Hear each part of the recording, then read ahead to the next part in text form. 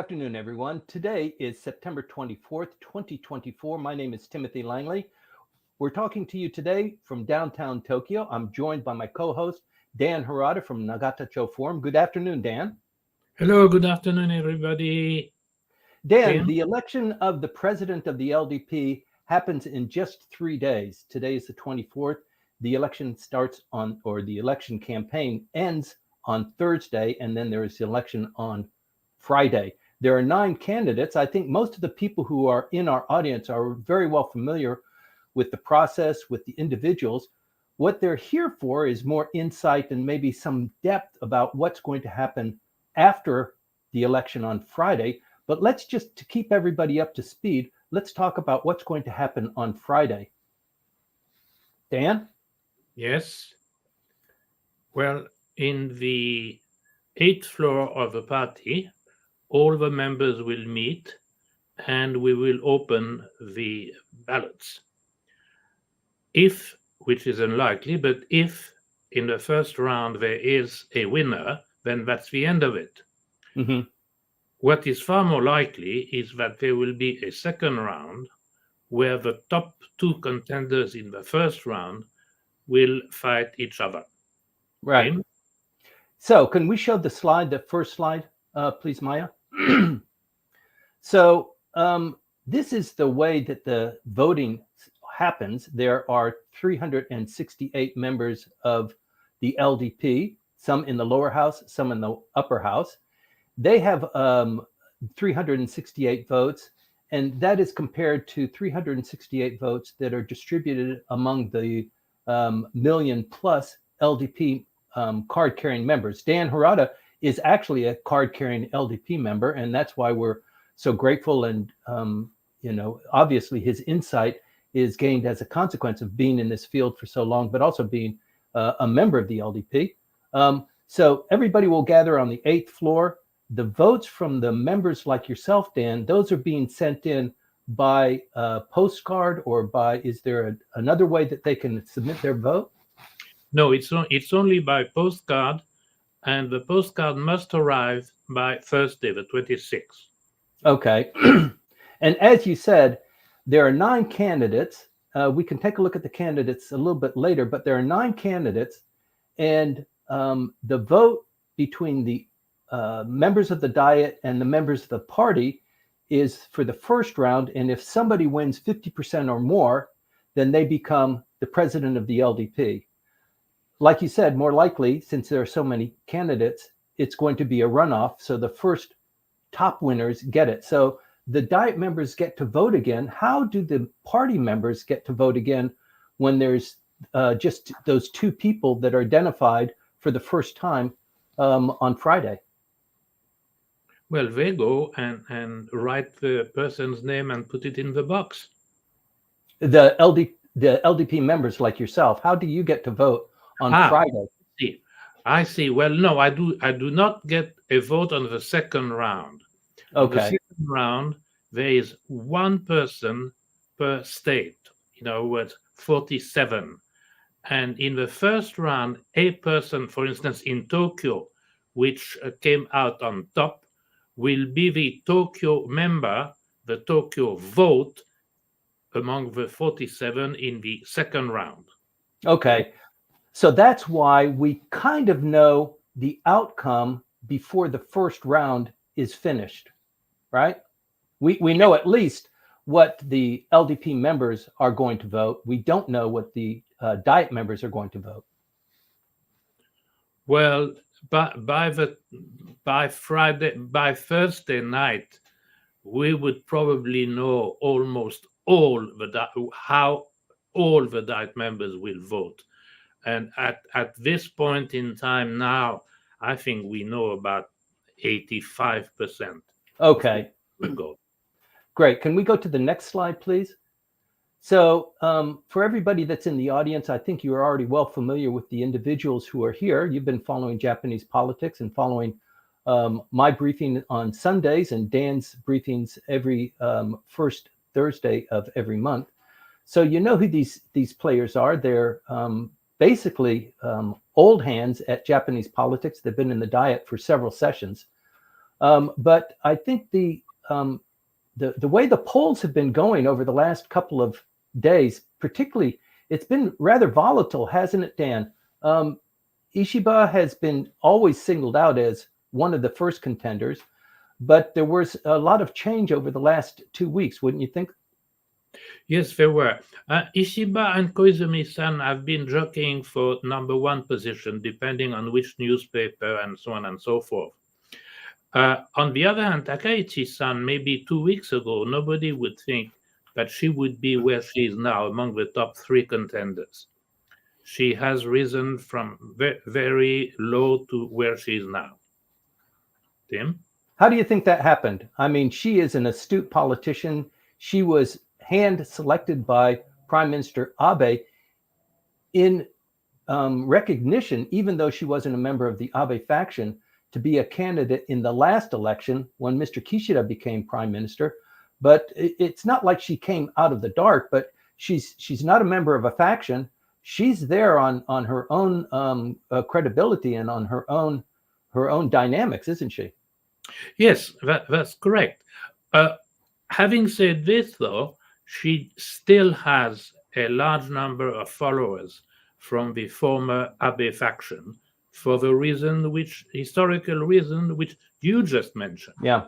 Yeah, she is something. And I think the people, card-carrying members of the LDP, and also just the general public, because the way the campaign has been run, it's really a breath of fresh air, don't you think, Dan, that politics in Japan used to be very staid, very predictable, very controlled.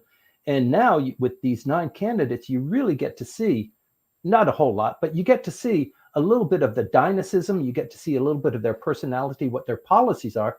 And I think this is really something that's terrific for Japanese politics. Wouldn't you agree? I agree. It never happened before. The largest number of candidates which we ever had was last time. There were 5. Yeah. There are 9. So it's the first time, and I think it's a very healthy development. Tim? The other kind of healthy development, I think, somewhat confusing for those of us who have been growing up on Japanese politics based on the faction system, is that the factions don't play as large a role as they once did. In fact, this is the first time for an LDP presidential election where the faction members are told to vote with their own convictions, and the party bosses are not dictating how people vote. Well, Timothy, you're right, but I would raise my hand. What you have said is correct, but by the time Friday afternoon, when we come to the second round, the party bosses will give orders like they did in the past.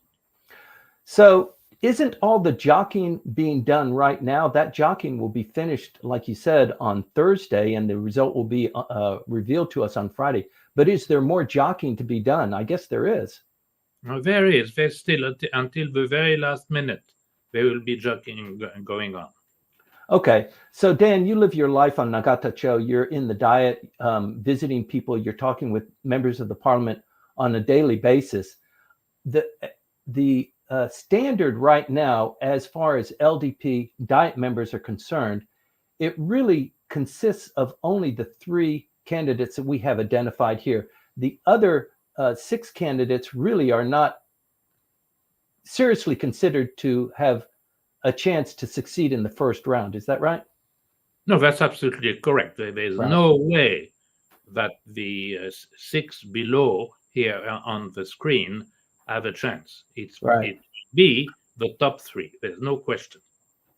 So before we get in, before we get into the top 3, the other 6, and we've talked about this before, the reason why they became a candidate, I think it was a wise choice. It's publicity, it's exposure, it's exercising your skills, it's getting your policies and your personality known to the population generally, but also doesn't it kind of line you up for a prime position within the new cabinet when it is eventually formed?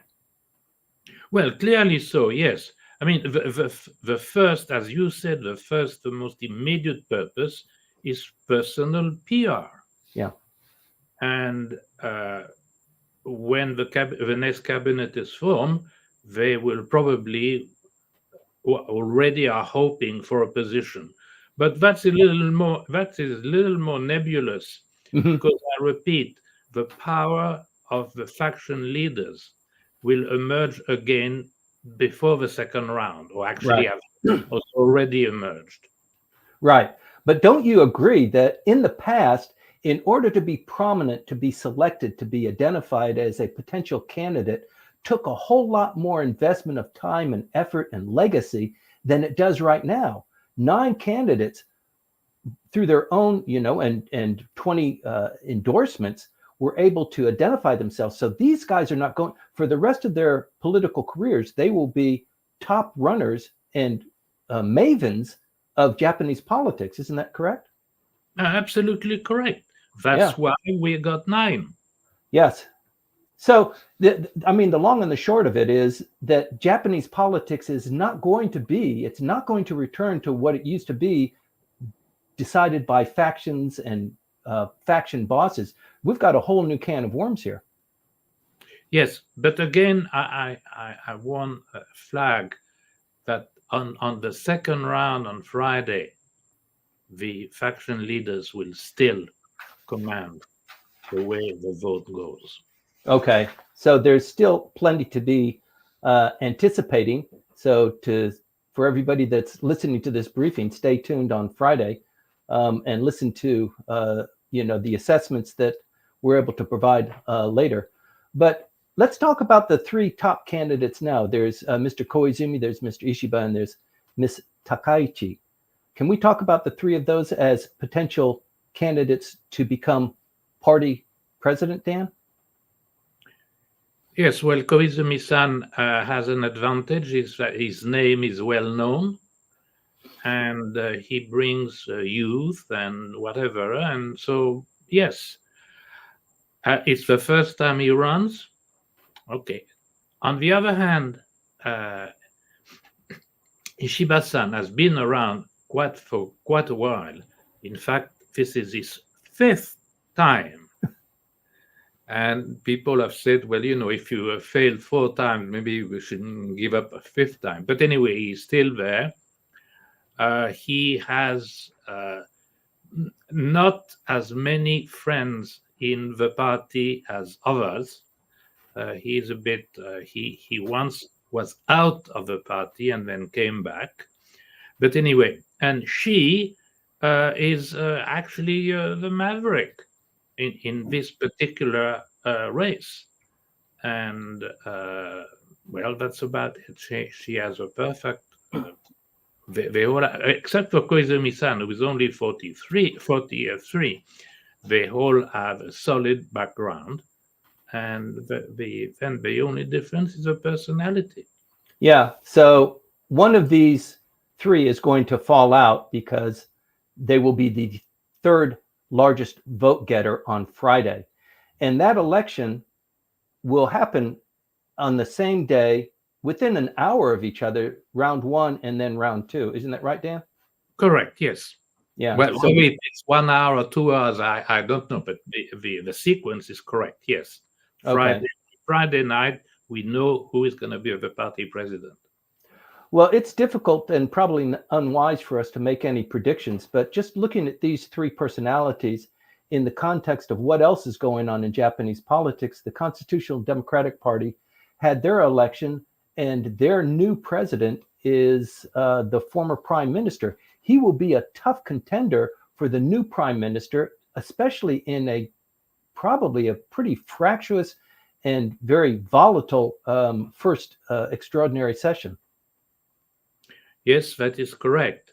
I think for me, as a party member, Noda-san is the worst possible adversary. He's absolutely brilliant, and he's going to be very, very tough to fight off. War tested. I mean, he was prime minister at a time when Japan was going through the triple disaster. Yes, indeed. He's a tough cookie. He's a tough cookie. And in any event, no matter who becomes party president, they will become prime minister in just days. In fact, if we can have the next slide. Thank you, Maya. So this identifies the sequence of events that really must happen. They're on the calendar. We've got a by-election on the 27th of October, which allows for an opportunity to have the election, a snap election or a general election at the same time. But first of all, the president of the LDP will be elected on Friday. Then it's a weekend, Monday, and then Tuesday is the 1st of October. There will be, I think the cabinet secretary has already decided that there would be the extraordinary session that would be starting on the 1st of October, Dan. That is definitely correct, yes.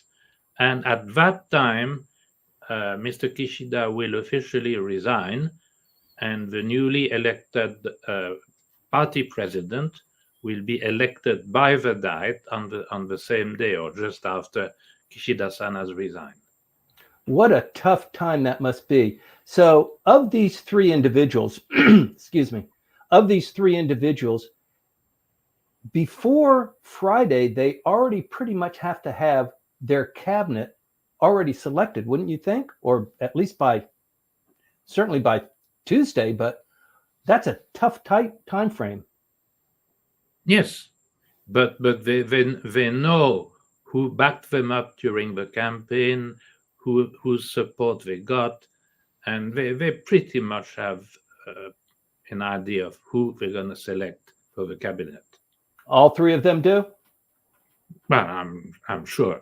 Yeah, maybe 100% of a cabinet, but most of them, yes. It will be very interesting to see who gets what choice positions go to certain individuals, and as a consequence of that, Japanese politics and geopolitics will also change in lockstep with that, wouldn't it? Wouldn't you think? Well, maybe not so. What will change depending on who becomes president, hence prime minister, is the general election. There's definitely a difference between the three candidates. Tim. That's a real eye-opener. The party president becomes prime minister on the 1st, and there is an option or an opportunity to hold a general election. It's not guaranteed. The next election for the lower house is in October, almost a year away. So you could wait until the entire term expires and then hold an election. Alternatively, there's been a lot of talk of having an election announced immediately so that it coincides with the by-election on the 27th, or to have a diet session, or there will be an extraordinary diet session where there's a debate of the new prime minister and his cabinet with the opposition parties so that people can be revealed, or the positions can be revealed on what the policy is going to be. And really that is going to be a decision made by the candidate who becomes prime minister. Isn't that right? That is correct. I think you can make a difference between the three. Koizumi-san has almost publicly declared that if he is elected, he will dissolve the House right away and have an election on the 27th of October. Ishiba-san has said differently, that he would like to run the session, have a debate, talk about the budget. And Takaichi-san has been even vaguer, in a way probably hinting that the election would be sometime next year. So these are the three different options that we're facing depending on who becomes president, hence prime minister. So many pundits have said no matter what happens or whoever is prime minister, the LDP is in a difficult position to win more seats than it has right now. It would be a victory if they just held par, if they held the same number of seats after the election than before the election. And I think the decision is, do we make that election choice for the voters now, sooner, or do we make it later? And I think many people perceive that there are other things that are going to come up that could be damaging to the LDP, for example, the kickback scandal or the unification church, that is just going to become a little bit more of an issue, more damaging to the LDP. So let's have the election sooner rather than later. But what's your view on that? Well, I think that the longer the time that the voters are being given to make a decision, the better it is for us. Mm-hmm. Time, and we forget. So I think the logical approach would be to delay as much as possible. Now, on the subject of the unification church, 2 months ago, nobody was even talking about it. They had forgotten. Right. And then Shimbud put it on the front page, and then it started burning a fire. So I think logically, if nothing untoward happened, the longer the better. But then again, something like unification may well come out all of a sudden, and so on. So anyway, this is the first time that they will also run 10-10, the new gerrymandering of lower house members. There will be 10 new seats and 10 seats that have evaporated elsewhere. Yeah, that's correct. Yes. So the thing that strikes me, though, is with the Constitutional Democratic Party, their new leadership with the former prime minister, and having an election right away, right after we select the new president and the new prime minister, after the Diet selects the new prime minister, that's going to be very tough. The sooner that comes to the forefront, I think the sooner the Constitutional Democratic Party is going to be in attack mode. And this guy is smart. He is a real powerhouse, going against maybe Mr. Koizumi or Mr. Ishiba or Ms. Takaichi. I think when you compare that potential outcome compared to those 3 candidates, it kind of helps you make a decision of who you would rather have as prime minister, I think. Yeah, that is correct. Noda-san is a tough cookie, whoever we have chosen. There might be some people in the party who may think, is Koizumi-san not a little too young? I mean, his own father said so. Yeah. His own father. But anyway, whoever we choose against Noda-san is going to be tough. No question about it. Okay. So we're going to know all of this. Today is Tuesday. Yesterday was a national holiday, so we're back to work on Tuesday. A week from today, there will be a Diet session where the prime minister, the emperor, will open up the Diet. They will have a session. The members of both houses will come together in the chambers of the upper house. They will have that vote of who will be the prime minister. And then we're off to the races. The prime minister will announce who his cabinet is on the same day. And when do you expect, for example, if it's Mr. Koizumi as prime minister, when do you expect any of these candidates to say, these are my thoughts on the election, I'm going to postpone the election, or I'm not going to talk about the election, or I want to have the election on the first possible date? When will that come out? Pretty quickly? Well, if it's Koizumi-san, he will say it by Thursday or Friday, and then that would open. Of the next week, that would open a campaign on the 15th of January for an election on the 27th. Right, because you need at least 12 days for an election campaign. Yes. Right. So that would be the first opportunity, and he could push it off from the 15th to later in his term, or just toy with the idea. But if he said it publicly, elect me, I will become party president and I will determine it, he's pretty much obligated to follow through on that. In a way. Now, the 27th of October is taken for granted because it coincides with a by-election which we are not going to have a candidate. But it's not mandatory. It could be a little later. But anyway, as you just said, Koizumi-san has been very clear about it. He wants to have a general election as soon as possible. Thank you very much, Dan. So I'd like to wrap this up. Ladies and gentlemen, thank you for tuning in on this insight onto Japanese politics, what's going on right now with the election of the LDP president. Please stay tuned. If you are into this sort of thing, and this is what you are curious about, please join me on every Sunday morning at 8:20 for a briefing that I give on what's going on in Japanese politics on a weekly running basis, or join Dan Harada's breakfast briefing on the first Thursday of every month. This will be on the 3rd, Dan, just next week, very quickly, 2 days after the new prime minister is elected. Yes, indeed.